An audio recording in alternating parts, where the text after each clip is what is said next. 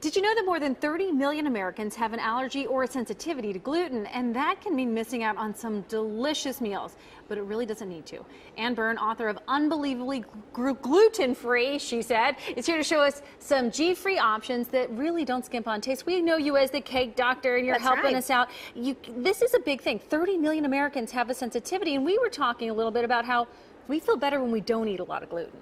It can definitely make you feel better, less full, but I wrote this book because I had so many readers request it through the years who have one child who has celiac or they cannot have gluten, and they just didn't want, they want to prepare good tasting food, but they want to prepare like one dinner that everybody can eat. That's the thing. And you have one child who has a celiac disease, and it's really bad for them if they have any glutens in their diet.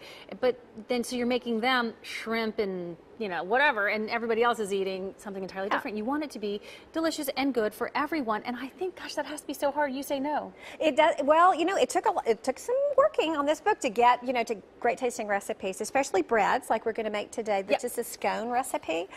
You start with a gluten-free baking mix. Scone is such a wheat-based thing. Okay, so what is this? This is a gluten-free baking mix and a little bit of granulated sugar. And that's just, you know, you can find gluten-free mixes. They're based on rice flour and some other flours. Easy to find. And then you just throw in some butter, a little bit of butter, and you kind of cut this in. Can I stir this up for you? Absolutely, or we can just, you're can gonna stir cut it. Yeah, I'm going to cut it. I'm just going to show you how you do it. You sort of cut it in with two knives, sort of the way of making biscuits. Make it to like a pearl size, right? Exactly. And then we're going to add eggs and buttermilk. Buttermilk's a secret ingredient. Yeah, start stirring. That'd be great. You know, with gluten-free, I have found in gluten-free baking, acidic ingredients like buttermilk really make really make it more delicious. Ooh, and throw in some cranberries and some walnuts, and then we're going to put a little orange zest in there. This is an easy recipe. Super easy. It's great for kids. Can help. Also have a chocolate and cherry version of this. I was going to ask. Some little chocolate chips would never hurt anybody. You know what I'm saying? So it all begins with a gluten-free baking mix, no gluten, which is the starch, you know, protein found in wheat, barley, and rye. And so you don't have that in there, but you're making the whole thing better. And this is what they look like when they are all done. I'm going to move this over here. Oh, I shouldn't have moved it. There you go.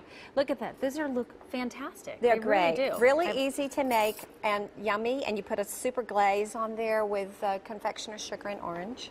That's delicious. They're great.